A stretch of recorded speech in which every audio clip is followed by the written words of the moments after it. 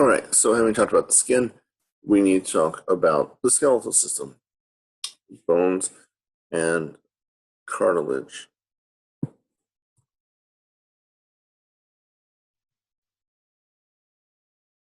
So, oh, sorry. So, bone, cartilage are connective tissues. We've talked about loose connective tissue and dense connective tissue. So now we're over here. There is a lot of difference between the tissues themselves, but there's also a lot of similarities. I mean, they are all connective tissues, so we're going to have cells and a bunch of extracellular matrix. The cells that sort of secrete the extracellular matrix for connective tissue proper, called fibroblasts. For bone, those are osteoblasts, and for cartilage, that's chondroblasts. Anytime you see that osteo, that always refers to bone. Chondro always refers to cartilage. The osteocyte then is the sort of mature form of the osteoblast. It's not actively secreting the matrix, its job is just to maintain. And it's sort of a similar issue with the chondrocyte. Now, macrophages are part of the immune system. They phagocytize other cells.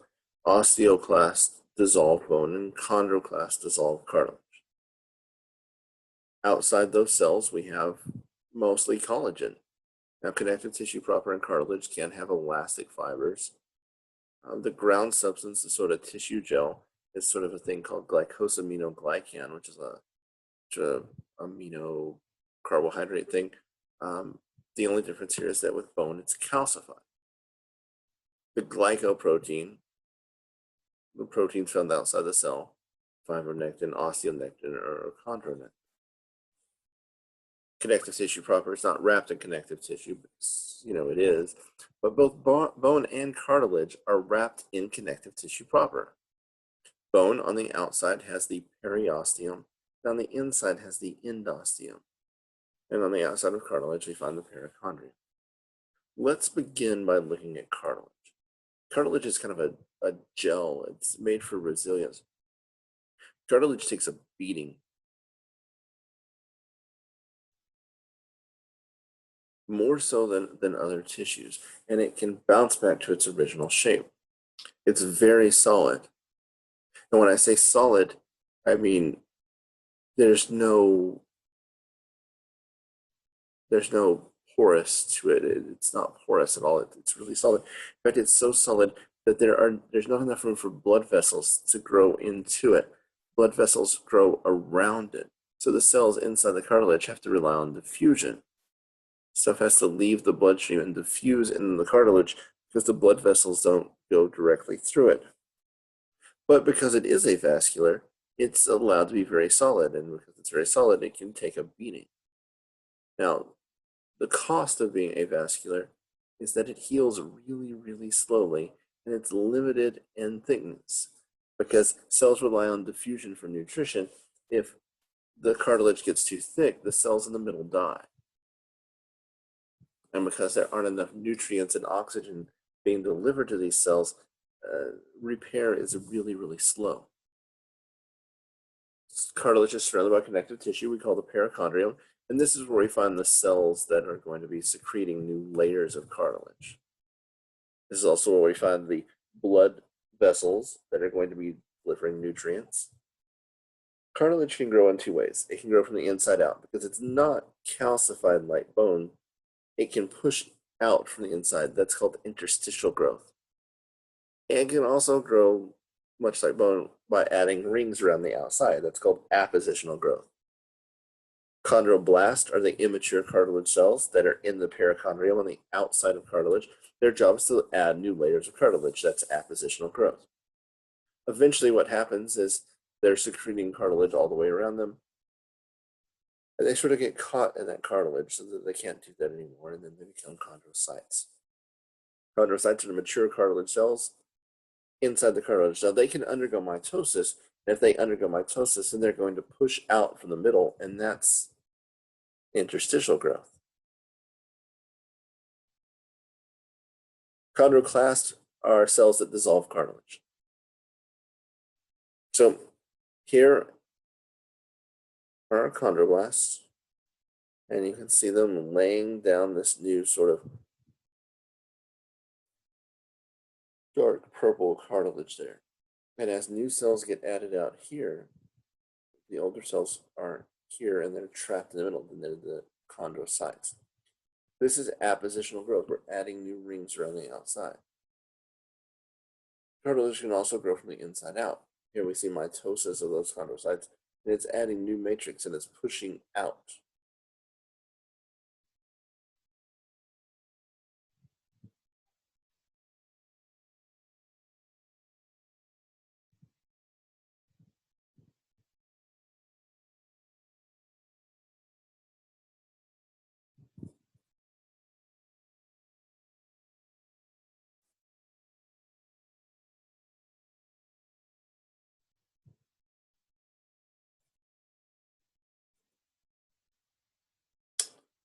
All right. Moving right along. Three different types of cartilage tissue. Hyaline cartilage. Hyaline cartilage is very smooth. It's glass-like. It's the most common type of cartilage, and its job is to provide a smooth surface for movement. It reduces friction. So we find it in all the articular surfaces, the movable joints. We find it between the ribs and the sternum. And this is where long bones begin. We'll talk about their role as a precursor to long bones and bone formation later. Here we see hyaline cartilage. Notice this extracellular matrix is very smooth. It's uninterrupted by any sort of fibers. Elastic cartilage is stretchy. It's like elastic, right? You stretch it out and it bounces back to its original shape. We find this in the outer ear and in the throat. And here we see all these elastic fibers out here in the matrix, so it can bounce back.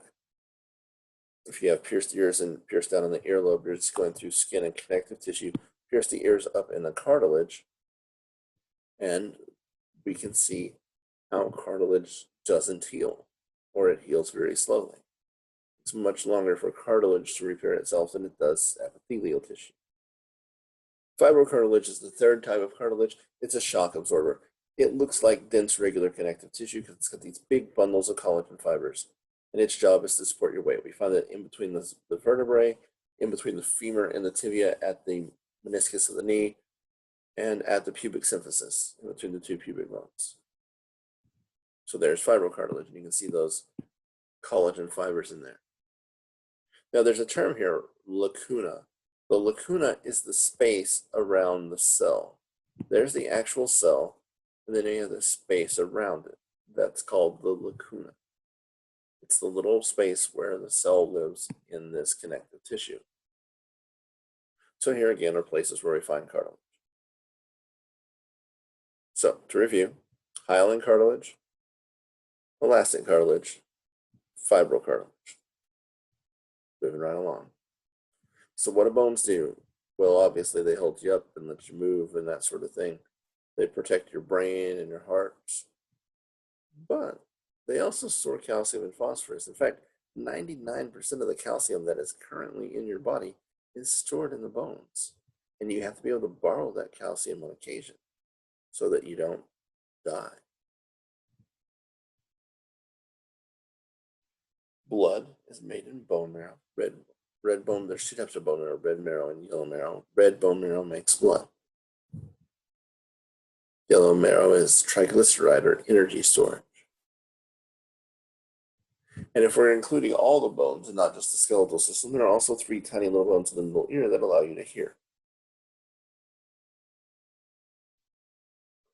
Bones can be classified, bones of the skeleton, I should say, can be classified by their location with the axial skeleton, which is the skull, the vertebrae, and rib cage. And we have the appendicular skeleton, arms, legs. Bones are classified by their shape.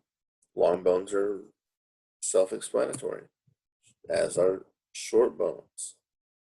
Flat bones, still self-explanatory. Irregular bones, this is the best naming scheme we've got.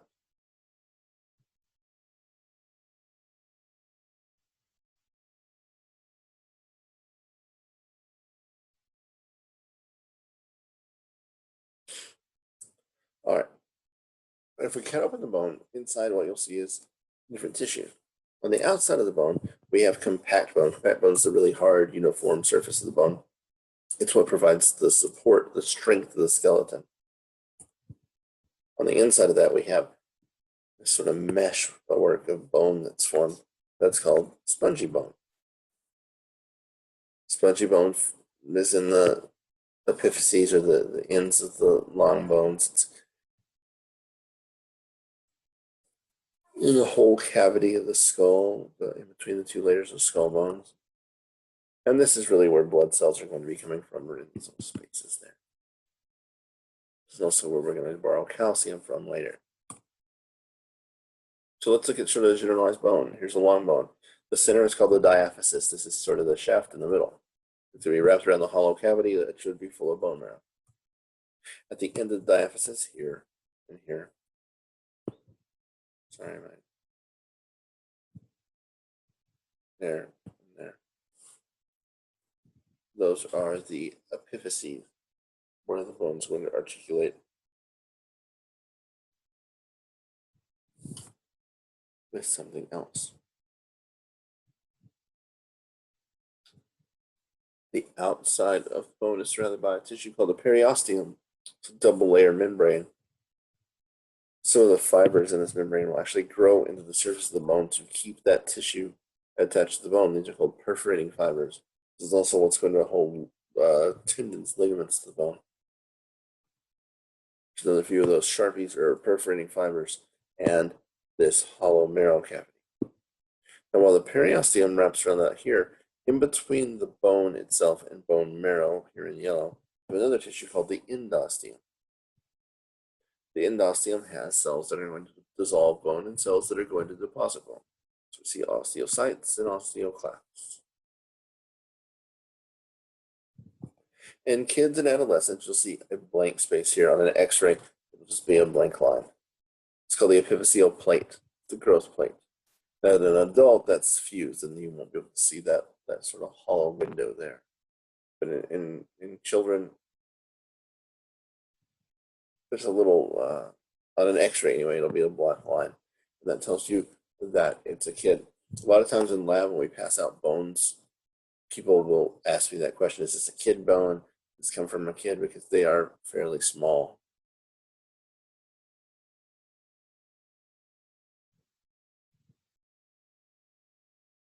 But the bones we have in lab didn't come from a kid because they're one piece. Kid bones are joined by cartilage right here.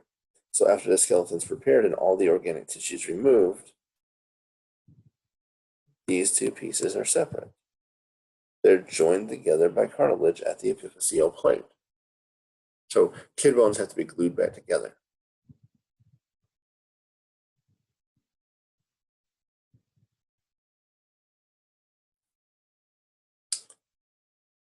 You ever got an X-ray when you were a teenager and they're like, you're done growing? That's what they were looking at. They're like, you're still growing. That's what they were looking at as well, to see if that growth plate had sealed. Now, flat bones have a different sort of structure. You have compact bone, spongy bone, compact bone. Crunchy on the outside, chewy on the inside. Here in the skull, this spongy bone is called diploe. Now, if you watch auto racing, and many forms of auto racing now, the tracks have what are called soft walls. And a soft wall, what you get is concrete, styrofoam, concrete, so that when your car hits the wall at 200 miles an hour, that styrofoam disintegrates.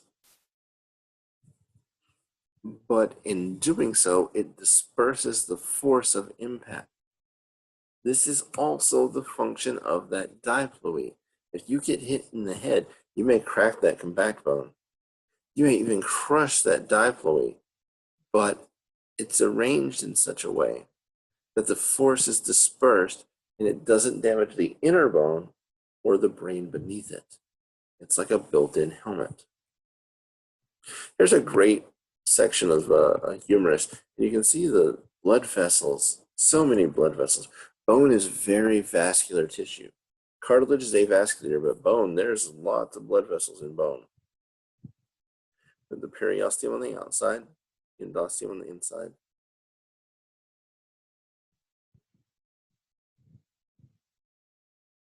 Lots of blood vessels going through there. So bone. Bone is very hard. You've seen bones. Very rigid. Because that extracellular matrix gets calcified. The nutrients can't diffuse through that calcification. So they have to travel there some way. So blood vessels grow into the bone.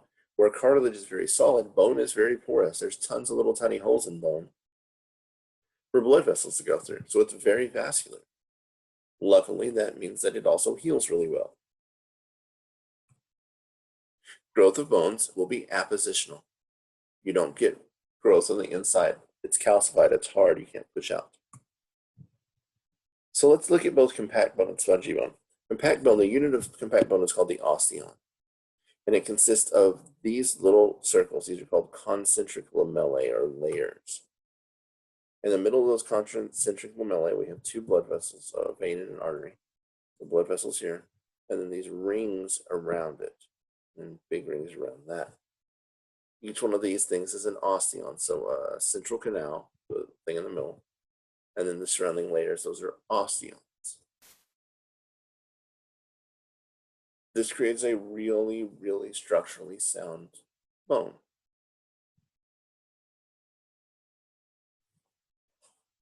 Here in between those little rings, those little brown spots, are the actual osteocytes. Now, like I said, there's no blood. You'll notice there's little red and blue blood vessels going out there through those little bitty spaces. Instead, nutrients are coming up through these blood vessels and then going out through those tiny little canals. Those tiny little canals are called canaliculi. They connect the cells to each other.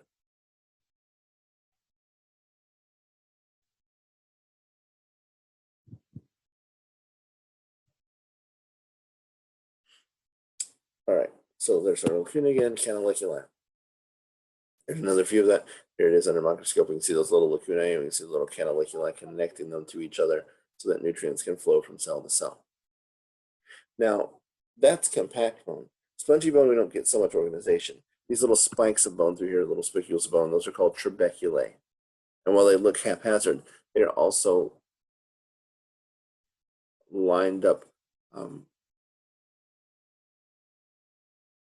in such a way that force is dispersed through spongy bone.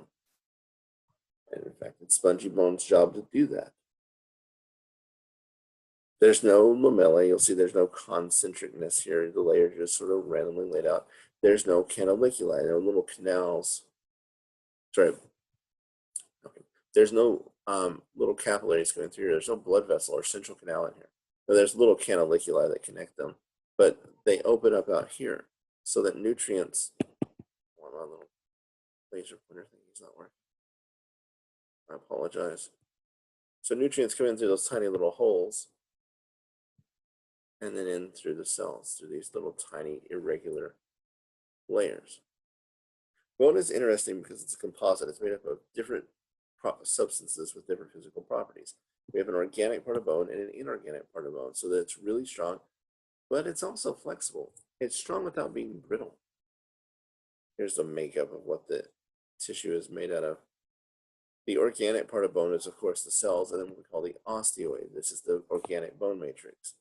The osteoid is mostly collagen.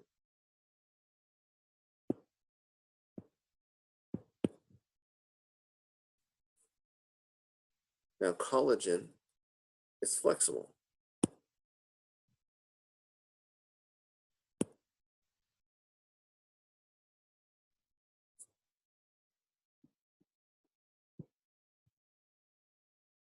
So when you see organic bone, I need you to associate the organic part of bone with collagen, because that's what it is mostly. You need to associate organic part of bone with collagen and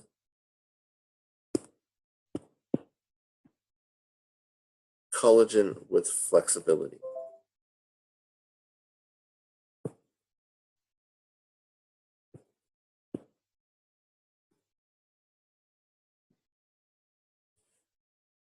So organic,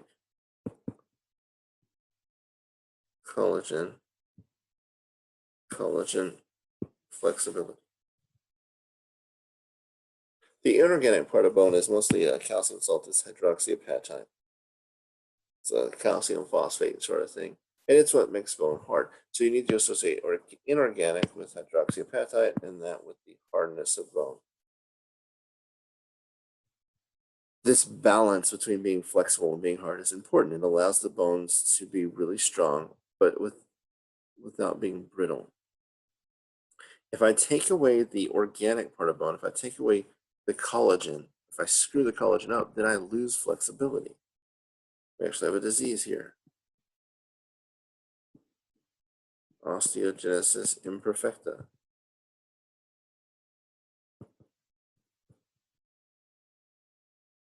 Or brittle bone disease. In patients that have osteogenesis imperfecta, the collagen fibers aren't formed correctly, so the bones are brittle.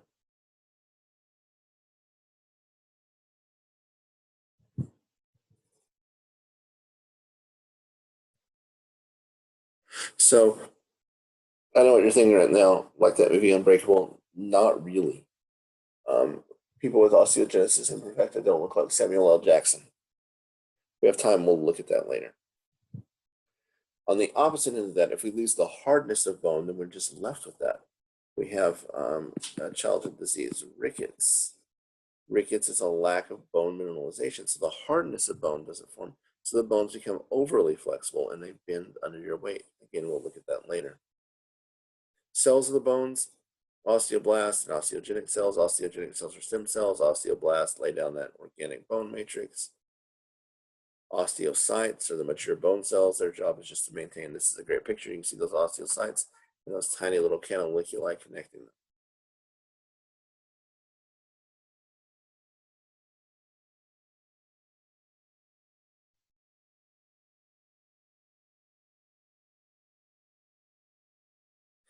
Osteoclasts are the cells that break down bone. All right, so osteoclasts, things you need to know. These are multinucleate. More than one nucleus, there's nucleus, you get the point. They are phagocytic cells. They dissolve the bone matrix. They secrete an acid and an enzyme to digest that bone and break it down. More on that later. Bones form through a process called osteogenesis or ossification. Starts about the second month of development. Bones form either through intramembranous ossification or endochondral ossification. Intramembranous is how skull bones form, and endochondral ossification is how long bones form. We'll look at intramembranous ossification first. In intramembranous ossification, you start with a connective tissue membrane. Stem cells in that connective tissue turn into osteoblast, and bam, we're laying down bone. So here's our osteoblast, and it starts secreting that bone matrix. Now that they're trapped there in the middle, they're osteocytes. Blood vessels will move in that area to try to take care of that. And they get bone laid around them. So now they're trapped in that developing bone. We call this woven bone because the bone weaves around those blood vessels and traps them in place. Over time, the bone matrix gets remodeled into compact bone on the outside, spongy bone in the middle.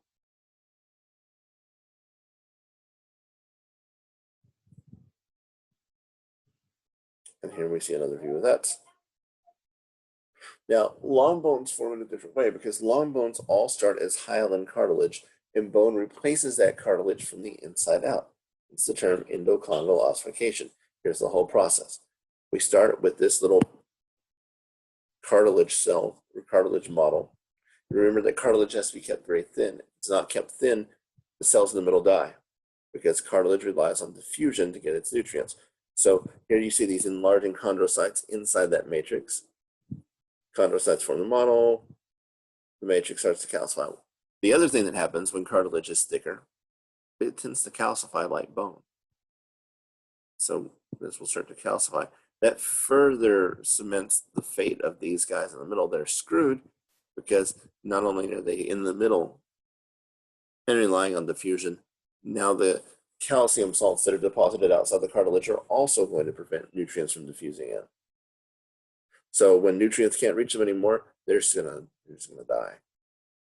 And that triggers the rest of the process. When those cells die, blood vessels move in.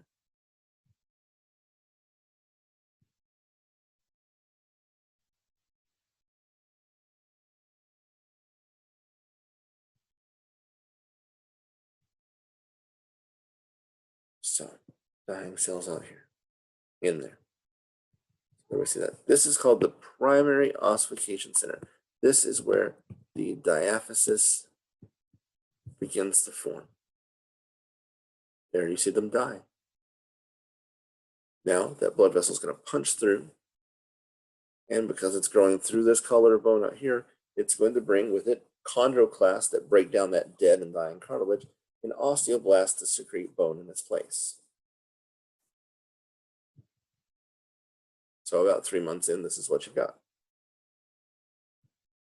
Then osteoclasts dissolve the bone in the marrow cavity, hollowing it out, and that's going to be replaced with bone marrow. In the meantime, we're still adding new layers out here.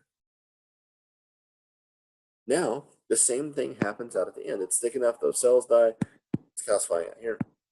And we get these secondary ossification centers. Secondary ossification centers are at the epiphyses.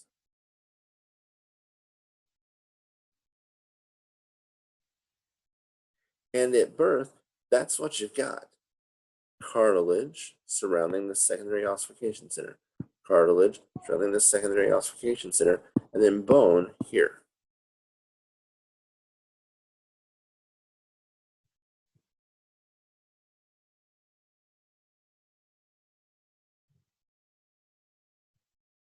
So, in essence, you have 1, 2, 3 structures joined together by a cartilage plate on either end. This is sometimes called the metaphysis. This is the epiphyseal plate, growth plate. Some of the cartilage will stay there out here on the end to be the articular cartilage and the reduced friction in the joint. Long bone growth will end at puberty when this is replaced with bone.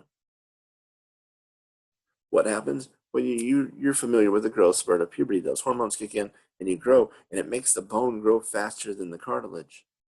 Before, what you get is kind of an arms race. The bone is sort of chasing the cartilage, and as this cartilage grows and expands, it pushes the ends of the bone away, and then bone replaces it down here. At puberty, bone catches it, and all of that seals. So from childhood to adolescence, this is about what the bones would look like. Bone, cartilage, bone, cartilage, bone. After you're born, the bones will continue to grow through appositional growth. We're going to keep adding rings on the outside, and this is going to increase the diameter of the bones. But the interstitial growth of cartilage at the epiphyseal plate increases the length of the long bones. So that cartilage is pushing out this cartilage right there. It's pushing out, and it pushes the epiphysis away from the diaphysis. This is really, really important. It's important that you understand that growth of the long bones in terms of length happens at the epiphysis. Bones get longer at the ends.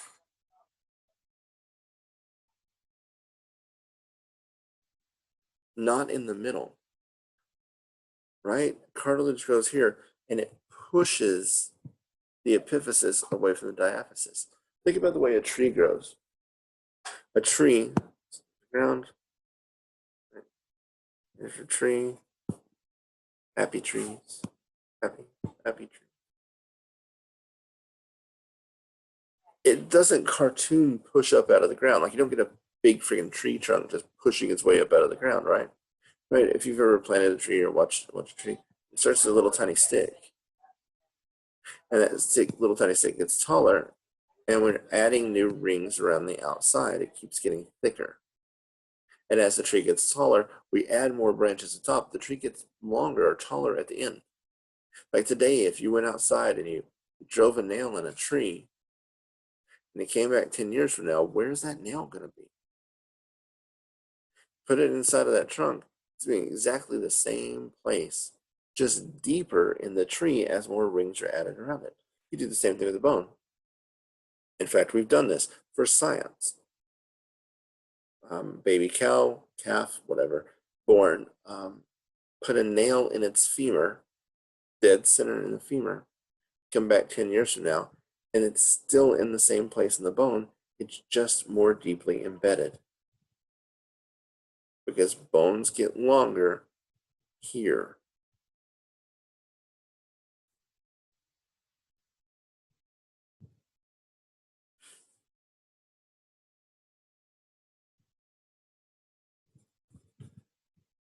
How is that triggered? Well, growth hormone does have a role in this, as does thyroid hormone and testosterone and estrogen to some degree. Bone deposit happens when bone is injured or added strength is needed. Anytime you damage the bone, it's going to grow to try to repair that. But the bones are also being reabsorbed.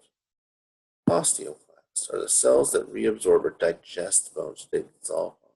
They secrete an enzyme, break down collagen, and an acid to break down that calcium salt.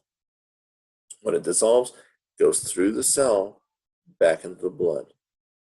And that is the function of those osteoclasts. Those osteoclasts function to reabsorb the bone, not just to dissolve it for the hell of it, but to dissolve it and put it back into the bloodstream. Because again, 99% of the calcium in your body is stored in the bones. You might need to borrow some of that sometime. So what controls the remodeling of bone? Hormones. And the hormones here don't really care about your bones at all.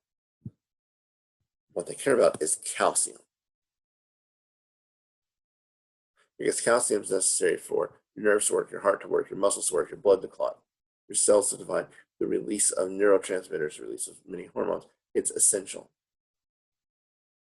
Let's use it. Let's find some terms here. Term hypercalcemia means elevated blood calcium.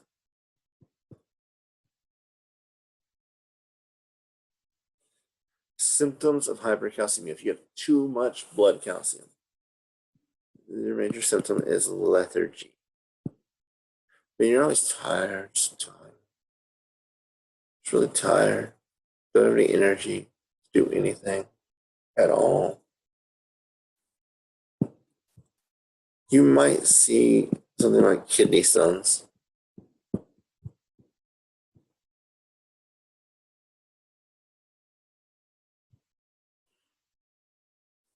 That sucks, right? Now let's talk about hypocalcemia. Hypocalcemia is not enough blood calcium. Your symptoms of hypocalcemia are going to be muscle spasm. That's going to suck. Your muscles are going to contract in places without your consent. Eventually, this will lead to laryngospasm, which is spasm of the muscles in your throat, and that, of course, will progress to your death.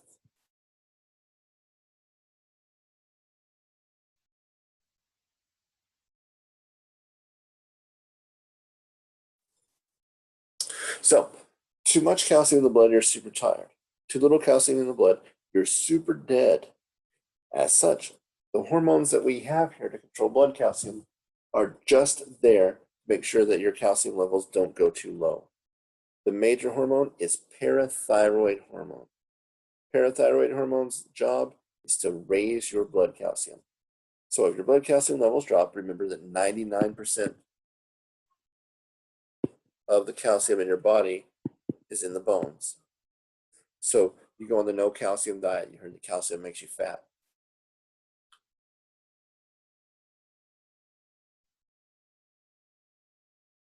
So your calcium levels begin to drop. Well, then parathyroid hormone is released by the parathyroid glands, Parathyroid hormone tells those osteoclasts to break down your bones and to throw the calcium back in the blood. We borrow that calcium from the bones, we put it in the blood, calcium levels come up. Are you losing bone density to this? Yes. Do you care? No, not really, because you're not dead. No, this is not, oh, as I describe this, don't picture this as like a Hail Mary pass for your body. It's like, I don't want to die. This is a daily occurrence. Calcium levels, like other things, fluctuate with dynamic equilibrium. Calcium levels go down, you release parathyroid hormone, calcium levels come back up.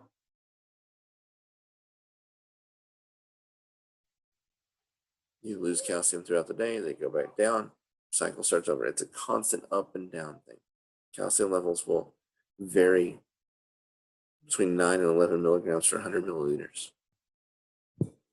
That's classic negative feedback. Now, this is crap. Calcitonin is stupid.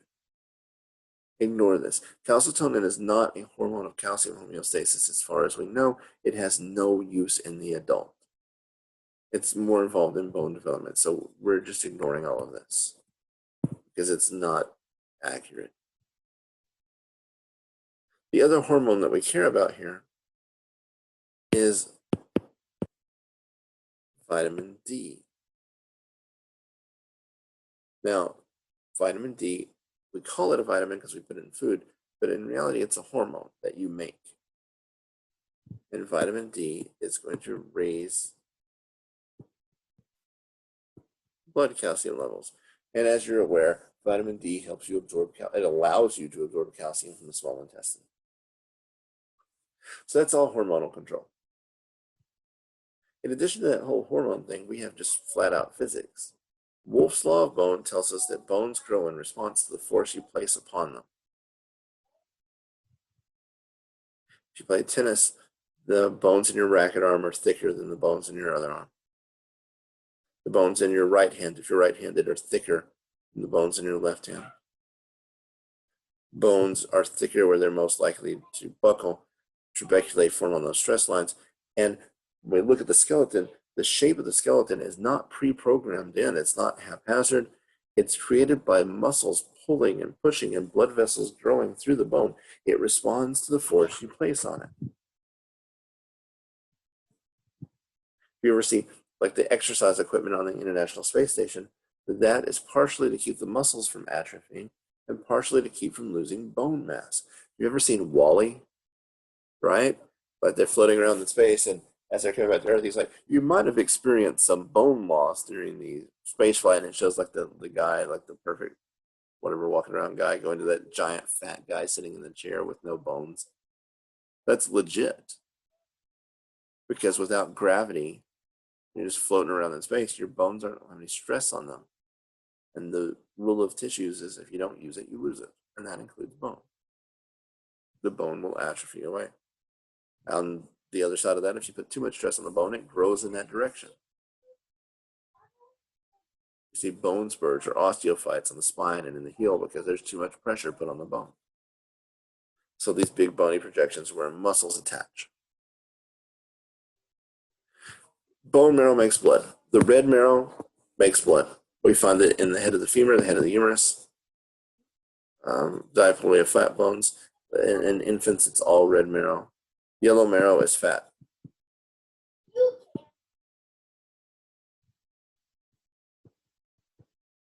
And it's in the diaphysis of adult bones. So now a word about bone marrow. Bone marrow, red bone marrow, makes blood.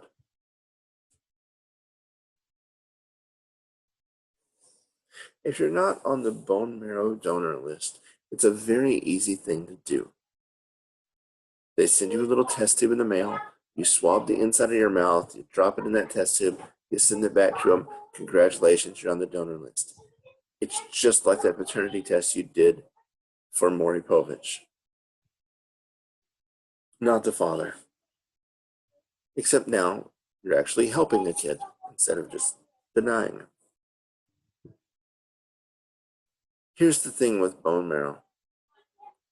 The bone marrow donor bank, I don't even know what it's called.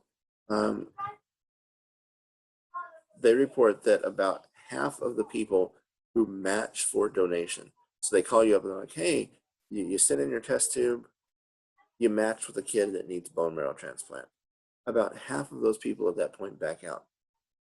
They're like, wait, you want to do that on a Tuesday? Yeah, I'm out. I got stuff. Forever.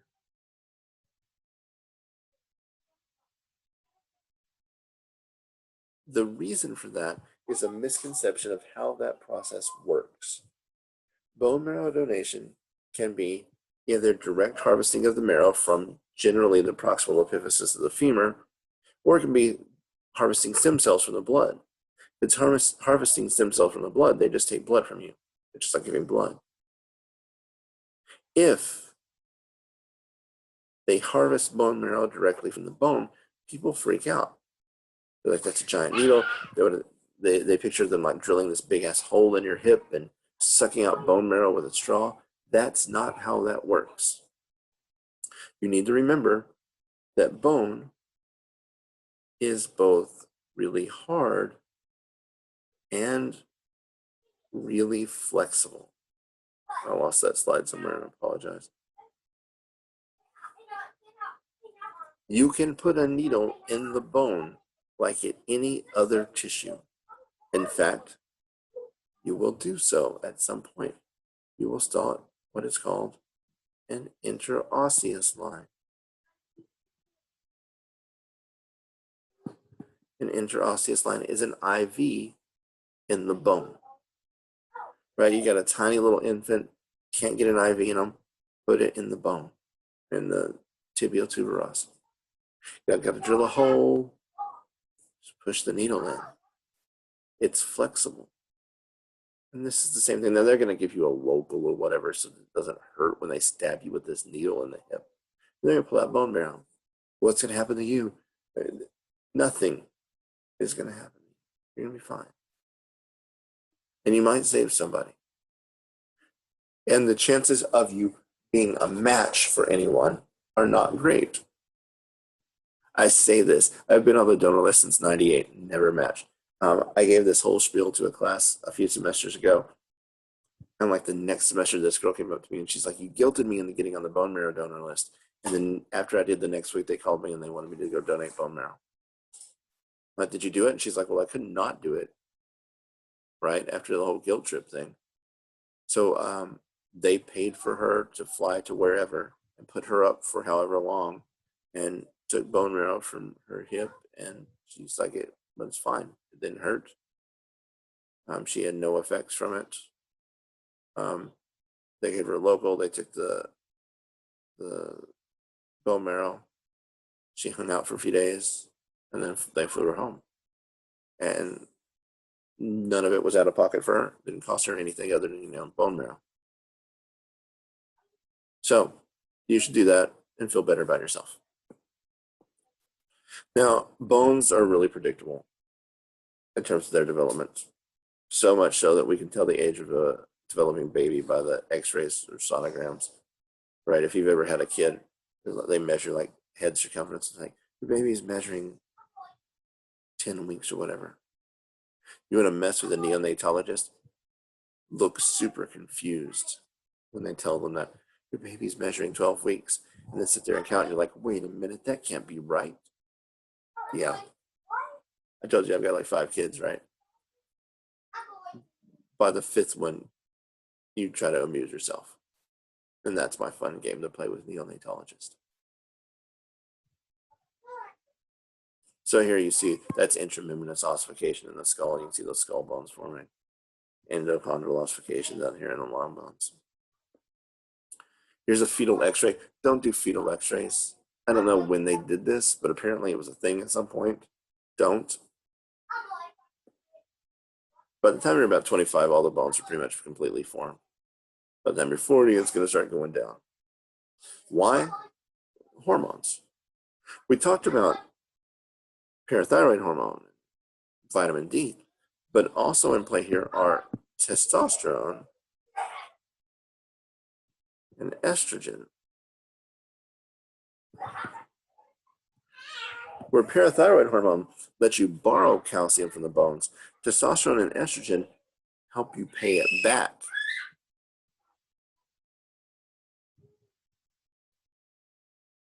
And with women at menopause, there's no more estrogen. So now you can't pay it back, but you keep borrowing it. Testosterone levels will go down with age, but not nearly as dramatically as estrogen levels. So we see this bone loss that occurs as people age. All right, so that will wrap things up for bones. Our next lecture here is joints.